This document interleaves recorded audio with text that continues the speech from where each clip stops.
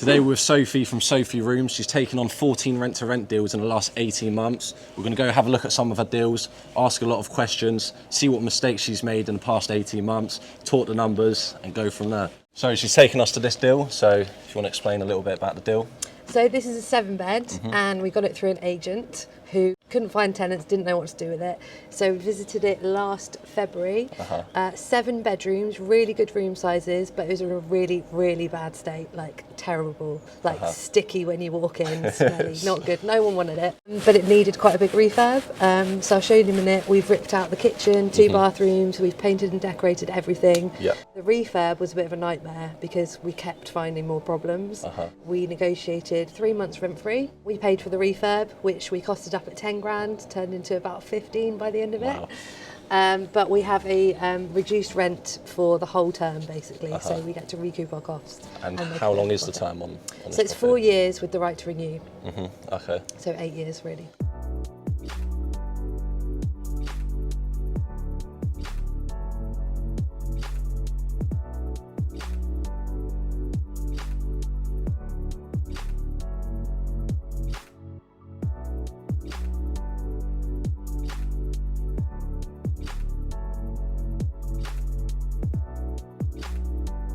So what are the numbers on this deal? So we are achieving just over 4 grand rent, about 4,100. We've got a reduced rent with the landlord, so paying about 1850 per month. Bills are about 500-600 quid a month. And the initial refurb was about 15 grand, but we're recouping that. Yeah, so you're not in you're not in profit yet because you're 15 grand down. Yes, so let's do the numbers. So our margin on this one is we're making just over 2 grand a month, and if you take off the refurb cost, it goes down to 2,100 a month. So it's still pretty good. Yeah. And then after the 4 years, is there a rent review as well, or is the rent the rent will still be the same? That's right. Yeah. But he's just allowed to pull out if you wanted to. Yeah, no, we're just renewing it after 4 years. Oh, you're definitely renewing it. Yeah. Okay, cool. Yeah. The landlord literally wanted nothing to do with this. He just wanted money coming in, look after it yourself, and don't talk to me again, please. Yeah, and judging by the photos, like he was just losing money every month. Absolutely, yeah, and it was falling apart. It was becoming quite dangerous. Yeah.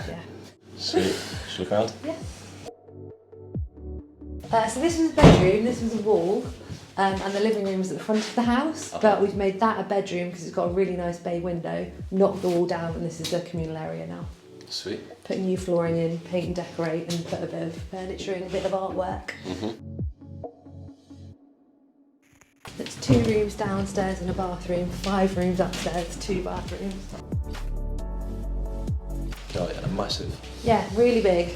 So we normally furnish them kind of like this, and just let the tenant have a bit of space to put in their storage, desks, whatever they want to bring as well. Yeah, because what we got taught at the start is it's the space that actually sells the room. Yeah. So if it's cluttered with loads of different bits of furniture, and it just makes the room look smaller. So yeah, what got you into rent to rent? Because obviously you started 18 months ago, you've taken on 14 deals now. What was you doing before, and what made you want to get into rent to rent? So I've been a scuba diving instructor since I was 18. I took a year off when I finished school and I wanted to do something completely different. So I went to a gap year organisation and said, can you send me somewhere completely different? Ended up in East Malaysia. I taught English for 3 months. I was supposed to come home, but I got a job diving and I stayed there for a year. And then I came back, went to uni, and I just kept getting jobs in Thailand, the next summer Vietnam, the next summer Fiji. It was just the best life ever, loads of adventures, diving with sharks, teaching people to dive. I came back and met my husband, and I still had really itchy feet, was not interested in living in the UK at all, and convinced him to start a business with me diving so we could actually make a bit of money out of it. So we looked online, found a beach for sale in Indonesia, went out there and researched how do we do business out here, what visas do we need, who do we need to work with, what are we going to build with, costed up the whole build. So that was kind of my introduction into property development, actually. And then we built a little resort. So we had 8 cottages on the beach, we had 2 boats, we had 10 Indonesian staff, a dive centre, and it's some of the best diving in the world. You know, you can get big stuff like sharks and whales, and then really tiny like sea slugs and tiny seahorses and stuff like that. So it's really, really good. And we built the business there for 5 years, and then we sold it because we had our kids out there and came back. And then basically it was a pandemic, so everything went to shit. Didn't know what to do. But I really wanted to start my business again, because once you've done that, you don't really want to work for someone else. Yeah, definitely. And I looked at different franchise models because they give you a lot of support. And I joined the Rooms franchise, who support you to start a rent-to-rent business, basically, because there's so much compliance involved. I wouldn't recommend anyone just starts it after a day's training or after they've had the idea. You know, you need the business, you need the finance, marketing, sales, but more importantly, the contracts, the fire compliance, you know, everything you need to know about HMOs, because you need to do it really well. Yeah, that's the most important part, we think, like the compliance and the management side of things, because one thing that you do wrong that leads into a big fine, that will just completely cripple you, especially if that's your first deal that you've taken on. Yeah, and actually there's a huge market for good HMOs. If you go out and view them, I'm sure you'll have had this experience where you go in and it's just a bit mouldy and sticky and damp. It's just not a nice place to live. Especially in Southampton, I just find so many HMOs that are just completely horrible looking. Yeah. But there's a market for people who want to live in a nice, comfortable, safe, well-maintained house. And I think that's only going to grow with the cost of living crisis and how the bills are going up more and more if you're living in a flat. So if you can get into rent-to-rent and just do it really nicely, you know, spend a little bit more money on, you know, a rug and curtains and paint and decorating, then you'll do well, I think. And is there a reason why you chose rent-to-rent HMOs like the first property strategy after that business that you did? And it's just a really good business model. Basically, if you can make your minimum profit margin of 500, 600, 700 per property, you can systemize your process, get good software, good management. You can just repeat and repeat and repeat and really build that cash flow. And that means you can then buy property. Yeah, of course. Yeah, because when we first started, we looked at several different strategies, but we saw rent-to-rent HMO as the safest option because there's always going to be a market for affordable living. So if there's a recession, there's going to be less people travelling, there's going to be less jobs, less contractors, so less people staying in Airbnbs, but there's always going to be people, whether it's the market's high or low, there's always going to be people living in HMOs. So that's why we thought this was the best one to... More stable. Yeah, it's more stable to start with. I completely agree, and you get that stable income every month from your tenants. Whereas with something like serviced accommodation, it's quite seasonal, so it's quite up and down income. But this has been really good for us. Cool. This house is always full, but a couple of people moved out just before their tenancy ended, so having issues. But the guy next door, someone messaged me 2 months ago and said, can you tell him to shut his baby up, please, because it's disturbing the house? And I was like, what baby? Sorry, what? And they were like, yeah, he's got his toddler and his wife moved in. Really? And so I was messaging him going, that's not allowed, that's definitely not allowed. You know, you should be one person in your room, with, you know, the licence conditions are one person in each room from the council. And he was like, oh, I didn't know that. I was like, yeah, people don't want to live with you and your baby, unfortunately. So we helped him find somewhere else. Oh, that's right then. But yeah. So what's some of the biggest challenges that you faced in the past 18 months? I think agents is a big challenge because we can really work well together. You know, they've got loads of properties, and when we work with an agent, we've got about 5 with one agent. They're managing it, but we're paying our rent on time, we're taking care of most of the maintenance, and we're making it really lovely. If they hadn't had us, they'd had 25 tenants to look after with rent collection and stuff that goes wrong. So working with an agent can be really good.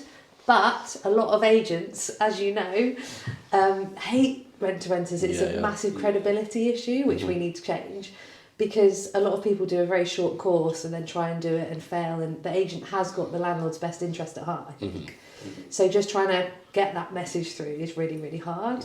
But there's enough landlords who you can speak to just get past that. Yeah, definitely. Yeah.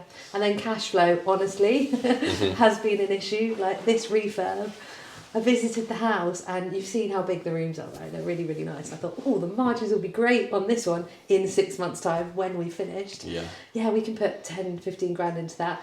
Not actually having 10 or 15 grand. So we get the keys and I'm like, right, okay. And found the finance, like got some investor finance, got a loan. But yeah, the cash flow just takes a dip every time you take on a new property, but then it recovers again afterwards. So I've now got a really good cash flow spreadsheet which shows me my next 12 months. And if I want to do a project, I can put it in and it says yes or no, basically. Right, so should we go look at another deal? Let's go. Let's do it. So you've got your 14 rent-to-rent deals. Yeah. You also run a podcast. Yeah. And you've got a family to look after as well. Yeah. How do you find the time to manage all of that? Do you know what? It's a really good question, because I think during the pandemic, everyone thought, what can I do now? Loads of people were furloughed, loads of people were made redundant. We had lots of things going on. We'd just moved back to the UK. And I just thought, what do I want my life to be like? Like, I want to be able to take my kids to school, pick them up, go and see the nativity play. Like, I want flexible working, which you just can't get in a 9 to 5 really. No. So I thought, okay, I want to start my own business. And with the HMOs, it is quite intensive, you know, when you get one and you're refurbishing it and you're up all night like building flat pack furniture. So I've got a husband who's really handy, Simon, he helps me, and we've just employed someone as well. So I'd say employ someone as soon as you can. Yeah. So we employed David at property number 12, I think. So how did you come about employing David in the first place? So we met through property networking, right? Yep. David wanted to get into property as well, and we talked a lot about rent to rent. Absolutely. And just growing the business and stuff like that. And then I went on holiday and was like, David, do you want to be my key holder? And he agreed, because when any tenant has an issue, we'll go and check it first.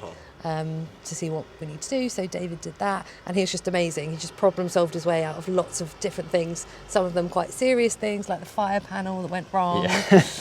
And then explain a little bit about that? Yeah, so it was probably the first time when it was an issue. I was like, I have no idea how to fix this. But it's one of these things where you're like, right, the one thing's an issue, how do I solve that? And then it's like the next thing in the issue, rather than seeing the whole thing as like a big overwhelming thing. You just do it step by step. And yeah, that's also something that Sophie's partner Simon, who's also part of Room Southampton, has really sort of taught me as well, just to sort of work through things step by step. And yeah, that's kind of the best way to describe fixing anything. So yeah. Every day is different. Yeah. You can't really describe the job, can you? Because No. there's tenant issues, there's maintenance issues. Yeah. So you just have to have a really good attitude and just be a problem solver. And that's what's really great about David. So Yeah. Is she a good boss? Absolutely, yeah. She's really encouraging as well, and she's also really approachable. And I can email her, drop her a WhatsApp any sort of day. And yeah, but also she's really friendly to like tenants and everything. So we have like our maintenance platform, and everyone on the team is really like responsive there. It just sort of helps the tenants know what's going on, and that they're sort of being sort of seen to, and their issues are being fixed. So. And then we've got the Girls in Property podcast, which I do with Julia and Athena. And basically we just like hanging out and chatting and like supporting each other, because when you're running a business, you're mostly on your own, and it's really tough sometimes.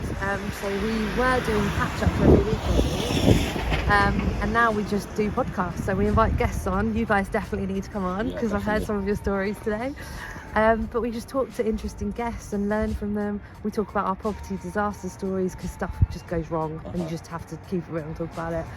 And we're planning a Girls in Property retreat, so there's loads of stuff going on with that, which is really cool. Cool. And you mentioned that Julia at the start was like your accountability partner. Yeah. How important do you think that is for someone who's starting a business, where the business is? That probably was one of the most important things that helped me grow my business, because without that, you kind of go, right, I'm in business, I'm going to look for a deal, and then you don't know your timings and stuff like that. So I knew in my first year I wanted 10 HMOs. So we broke it down and went, okay, how many do you need per month? How many letters do you need to send? How many calls do you need to send? What actions do you need to do just to do this month? Right, let's check next week, have you done it? And if not, why haven't you done it? And we really held each other to account and grew our businesses quite well together. So we're here at the next deal. So if you just want to break down the numbers, let them know what it's like, what deal it is. Yeah, so this was another one from an agent. Thank you. And this was actually a really nice one because it didn't need much of a refurb. After my last one, didn't need to spend much. So I think there was like one broken window, a little bit of painting and decorating, but it's really nice. It's got a couple of ensuite rooms, which makes the margin even better. So we rent this one for £2 a month. The room rental makes us about 3.2. Bills are about 500. So it's a good one. Yeah, nice. And so how much money would you say someone at home watching wants to get started in rent to rent? How much money would you say realistically they can start with, and you know, if something goes wrong, they've still got just enough to. Yeah, I think, you know, start with at least 5-10 grand in the bank. Mm-hmm. It's not a very good risk to take to start with absolutely nothing. Yeah. So yeah, have a good cushion of cash for your first refurb, for all your compliance stuff, setting up the business. But it's also really helpful if you know nothing at all to maybe shadow someone. Yeah. So, you know, send you guys a message, send me a message, send anyone who looks a bit successful or is a little bit ahead of you in the road, Yeah. send them a message and be like, can I come and spend the day with you? Can we have a phone call? That's what I did to a few people as well. I was like, can I chat to you about Rent to Rent? Yeah. Some of them tried to sell me a course. Yeah. But We had that other when we people, started. yeah, other people, you know, I've gone to spend the day with people who have talked to me about their, you know, their building and their refurb and their development, and you learn little like hacks and things that you might not have known otherwise. You can learn so much just through meeting people. And is there like a minimum profit that you look to make per rent to rent? Yeah, so we've got a deal analyzer, which is so important to put in all the rents, everything you're going to pay, all the costs, get a contingency there, get void in there, and the absolute minimum on that spreadsheet for me is 500 quid. But I use the most conservative rents in the area. Yeah. So for this house, I might put 560 a month, and then when we market it, we'll market it at 600. So it immediately Yeah. boosts your profit a bit. Yeah. But yeah, and the initial viewing of the house and doing an offer, I'd go super conservative and aim for 500. Yeah, because I know a lot of people, they'll look at a deal and it doesn't really stack. Oh, I reckon I could get 600. Yeah. And then they start forcing up numbers when it might not actually end up being like that. Yeah. So yeah, I'll definitely say yeah, worst case, best case. Yeah, because you can potentially get locked in for 5 years. Yeah. So if you go uber conservative and then you're going to have a great 5 years, it's really good. But if you're guessing and kind of being a bit emotional about the deal, it could go quite wrong. So yeah, what's next for you then? So I want to get up to 30 HMOs in my Southampton business. I've just gone into Bournemouth as well, so we can go for coffee whenever you like. Give me a shout. So we want to be growing the Bournemouth business as well. Yeah. And then we're looking at things like HMO conversions, because rent to rent is brilliant for cash flow, but we're not owning the asset. Yeah. So that's what we'd really love to get into.